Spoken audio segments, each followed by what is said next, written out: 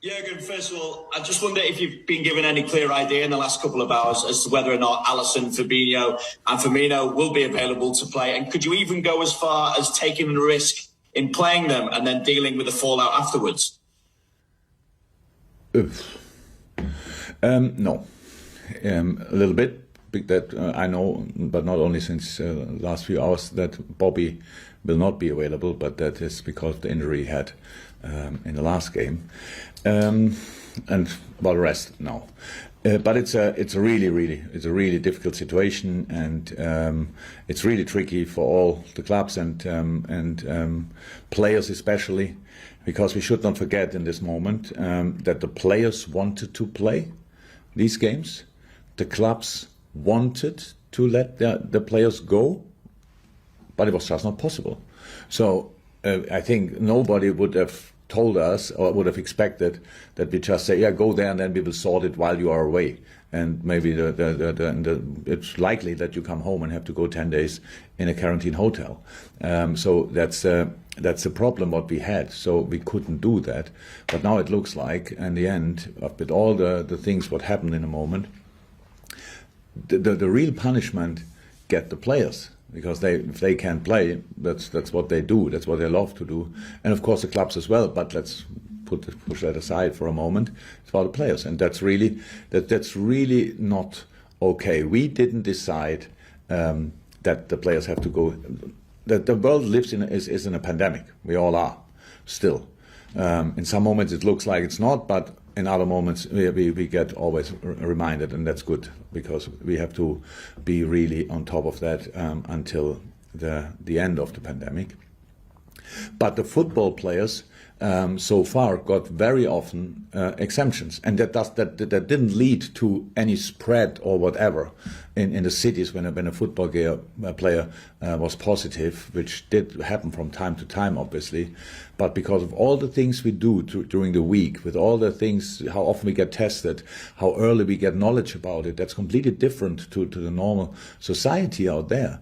If we get tested 3 times a week, so that means that we have it, and then maybe the next day we have a test, and then we know it, and then we are in quarantine. So it didn't happen a lot. But there was no solution for that, and the only thing what the FIFA and CONMEBOL did together, they decided we not only have an international break, that's clear, they have games, but we put in another match day. We should not forget that. They played this morning at 1:30. And Brazil, by the way, in our case it's Brazil, in other team and for other clubs it's other countries, but Brazil won all 3 games in that international break. But still, there's a complaint to the FIFA, and the FIFA tells us now that we are obviously, in the moment, I don't know exactly what's going on in the moment, that we cannot play the players. When before the last international break, we had that meeting I had that meeting with Arsene Wenger, and unfortunately I don't know the name of the other guy of the FIFA, but we had a meeting when they showed me the plans for the World Cup. I'm sure you want to talk about that later. And when in that moment I got the message from our guys, there's no exemption from the government for the players. And all 3 people in the room agreed, yeah, of course, then the players cannot go. So, and now we have that situation. So this is the situation, and we still don't know who we can line up at the weekend, but that's the smallest problem of all the problems, because in next time we don't know how the pandemic develops. There are maybe 10, 15 other countries on a red list. I hope it's not the case, but we cannot ignore that it's possible. And if that happens, then the same problem again with all the players, and we will still think then, okay, the clubs and the players have to get the punishment in the end for something we are absolutely not influential in, and that's for sure not right. So even with this situation still unresolved, Jurgen, I wonder just how relieved you are after this international break, because you had a very different situation to deal with as regards Naby Keita, and a couple of days ago as well, the injury situation could have looked a little bit worse as well. Yeah, what happened in Guinea, of course, is so Naby's here, Naby's well, that's all fine, but of course it's not. it's not good as well. So, but we again, we are not influential there. We tried what we could do to bring the players out as quick as possible, together with other clubs. Obviously, Ray Huffin did here an incredible job in the club and was organizing together with other people from other clubs the flight. In the end, the European players could leave the country, but in 3 weeks' time, there's the next international break, and nobody knows how it will be there. That's true. And with virtual, yes, virtual is fine. Virtual trained yesterday. And is fine. All the other players who came back from international duties are fine as well. Okay, thank you, Vinny. I've got everyone I can take really in the open section, by the way, now, so apologies if you've got hands up and I can't get to you. In order, Damien, followed by Juliet, James from TalkSport, James from Merseyside, Carl Markham from Press Association, but Damien next from Premier League Productions. Hello there. You mentioned Virgil van Dijk there, and I just wondered what your thoughts were when you heard about him going down, and perhaps saw him going down in the game for Holland, given his injury track record over the last year or so. I wouldn't say I'm not sure if I understand right, but it's a track record. He had one injury. It was this was a really difficult one and a completely different challenge to the challenge there. Yeah, I saw it, and of course I was concerned, but then my broadcaster switched off. And so I was in contact with my assistant to watch it, obviously, I think, on Dutch TV. And I asked him, is he okay? And he just texted back, not sure. It was not a good moment. But pretty quick after the game, Virgil sent thumbs up, and so it was all fine. What are the unique challenges that Leeds United will pose in front of an authentic full house at Elland Road? Yeah, everybody tells me that the atmosphere must be absolutely outstanding. So I'm really looking forward to it. So that's good. So we have some people who can tell us how it will be with Millie and Jack Robinson. So that's good. But the game itself is already tricky. We saw it in the last 2 games we played against them. So it was the first time for me playing Leeds, and was really exciting, both games. So they have obviously a specific way of playing football, playing the game, with a strict man marking philosophy or idea in defending, and very, very flexible and very brave, very dynamic in possession. So it's a really good football team, and yeah, we have to be at our best to get something there. Okay, thank you, Damien. We'll go to Juliet from the BBC, and then follow Juliet with James from TalkSport. Hey Jürgen, you're okay. Hi. I'm trying to get an understanding of the situation as it stands right now, and you mentioned about you found out when you were talking to Arsene Wenger, and there's been talks about the World Cup changing that too. Is the football calendar, you've spoken about that in the past as well, as reducing that because of the workload on the players. In a way, does this mess sort of present itself with an opportunity to try and find a solution to all these situations and to make it easier going forward because of the world that we've lived in the last 2 years? There's no other sport in the world, I'm pretty sure, with such a relentless calendar. No physical sport. It's nowhere. Whatever you do, there are more demanding sports in the world. Whatever, light athletics, marathon runs, all these kind of things, of course. But they don't run 20 or 30 or 40 a year. Of course not. And other physical sports don't have this calendar. So we all know why it's happening. We all know that it's whatever people say, that it's about giving different countries the opportunity. That's why we have more teams now at the World Cup, for example, that other countries from wherever can play the World Cup as well, these kind of things. But in the end, it's all about money. That's how it is. So that's fine. I don't say we do it not because of money. We do because we love it. That's why we started it. But of course, we get loads of money as well. So that's clear, as the Premier League and the clubs. But in the end, at one point, somebody has to start understanding that without the players, the most important ingredients of this wonderful game, we cannot play it. So that's how it is. So whoever thinks is more important than the players, is it the FIFA, the UEFA, the chairmans here, the players, the sporting directors there, the managers. So nobody's more important than the players. So, but we just deal with them. Like, imagine if there would be the case that every 2 years now will be a World Cup, then we can be 100% sure then it's every 2 years a European Championship as well. So that means for top class players, they just play every year a big tournament, every year. So that means they have, if it's possible, a 3-week break every year. And now you tell me, in a physical, very demanding sport, an explanation from people out there in, I don't know, in forums and stuff like, yeah, but they earn that much. That has nothing to do with that, because there's only one body they have, and that's what they have to use. That's the situation. But it's always that all things which were came up in the last few years as new ideas or a reform or whatever were always about more games. It was never that. Years ago, it was already in England when we spoke about the Nations League.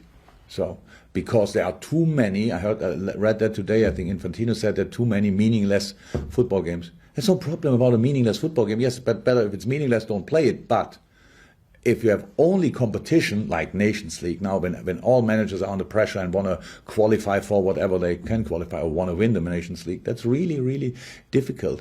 By making only competition, that we have never time for a preseason with the core, with the key players of a squad. They never have a preseason. They can never prepare for the season. They have to play without a break. That's really that's not right in the long term, for sure not.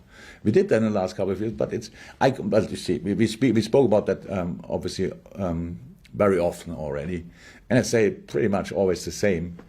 But it's absolutely not important what I say, obviously, because nobody listens. There are really the fights going on. For example, just to say that nobody thought about the players when they decided at FIFA and CONMEBOL that the last game of this 3 games run is Friday morning, our time, 1:30. And the next game could have been Saturday. The only thing they expect, of course, they cannot play that game, but they don't care. They just don't care. If we would have played, we play now Sunday, so if they come back this afternoon, they cannot play. So nobody cares about that. It's always one main interest, and all the rest is not interesting. There must be a point when UEFA, FIFA, and all the other confederations sit together and start thinking about a game, about the game, and not only about their benefit. But I'm already 54. I'm not sure I will be alive when that happens. Thank you, Jules. I'm afraid we've only got time for one from everybody else before we go to the first breakout, and even apologies to people in the dailies. I can only take 3 or 4 in there as well, I'm afraid, because we've got a Sunday section. Let's go to James from TalkSport. Jürgen, when are you expecting to get some clarity on whether Alisson or Fabinho can play on Sunday? And moving forward, what do you see the solution being? Because we've got 2 more breaks before Christmas when it comes to players travelling to red list countries. I have no idea when I can expect a solution. We will see. I don't know in a moment when I have to make a decision about it, to be honest. So there will be a moment today. The training session obviously would be a very important one. It would be nice if we could train with the team I want to play on Sunday, but we will see. Second, a solution. So because of the World Cup coming up and the World Cup qualifiers will obviously have to be played, I think there are only 2 solutions. Either we say, okay, we make kind of a set list for the World Cup and say, come on, these teams like Brazil or Argentina, they are qualified anyway every year. So let them go to the World Cup. And in Europe, obviously, the same for some teams. It's not the nicest for competition, I know. And then the only other solution we have is obviously exemption from the government. So, and it's now, again, I can understand when people say, I cannot travel, but they are allowed to travel. Just to describe again the life we live. We live in bubbles. We live in a moment. It's again home, training ground, home. So done. That's a bubble. And when they move to the national teams, as far as we know, at least, it's exactly the same. So they live there in a bubble. So we are not part of normal life. That's why it worked. These kind of things worked really well. We had the European Championship in the summer, and it worked quite well. So it's not that the numbers increased now, and we had people in the stadium. But we talk about these 22 players on the pitch plus 50, I don't know, all together around. That they would be a risk. They are, of course, not. They are of course not. So we have to make, at one point somebody has to make a decision, otherwise we just move that problem from one international break to the next. And I cannot decide that, obviously, but it's not okay that in the end then only the players and the clubs get punished for it, because we had nothing to do with neither nor. And that's it. Okay, thank you. We'll go to James Mount for BBC for one, then Carl for one, and that'll finish the Open, and then I can take 3 or 4 in the daily breakout. James. Yeah, again, just away from the situation with the Brazilian players, can I just ask a general question, please, about the transfer window, because that we've not had a chance to talk to you since that closed. Just generally speaking, how do you feel about the business you did during the transfer window? Good, all okay. We sold some players, we brought Ivo in, we sold some players, we gave some players on loan to give them more the possibility to get some games. So, all good. That it, James? Yeah, thank you very much. Okay, we'll go to Carl from the BBC. Carl from the Press Association to finish. Gave you a new job for that work. Fire away. Hi again. We saw Trent Alexander-Arnold playing in midfield for England during the international break. I'm not sure how much worthy experiment that was, but I just wondered, has it ever been a long-term consideration for you, or would it be in the future? If you watch our games, you see that Trent's position already changed. Not in all games, but in games when it's possible, then the position changed already, so there's no need to make him now a midfield player. It's a little bit a shame that we talk still in 2021 like this about football and think about I play there and play, but players play everywhere, especially good players are very much everywhere. So Trent is not very often on the left wing, that's true, but on the right wing he was already everywhere on the pitch. In this game, in a game where England is that dominant, for example, when England is that dominant or when we are that dominant, then Trent could play midfield, definitely. I would rather think than the 6, than in this case 8. But that's possible. But why would you make the best right back in the world a midfielder? That's absolutely, I don't understand that really. As if the right back position is not as important as the others. If people say that, I struggle really to understand how you could think that. How can you be? Everybody thinks because he plays 10, or some people think because he plays 10 yards further up on the pitch, he would be more influential. Being more influential than Trent Alexander-Arnold in the last, I don't know how long he's playing now for me, is really tricky, and you have to be, need to have a proper look to find somebody. So he plays the right position. We adapt and we try to use his skill set, absolutely. But in the end, the right back is the one who defends the right side, and he's doing that really well. And all the rest, when we have the ball, we use him as good as we can. Okay, fantastic. Right, we're going to go to the embargo. Spare us a second. At the moment, I've got Chris Bascombe. I can take a couple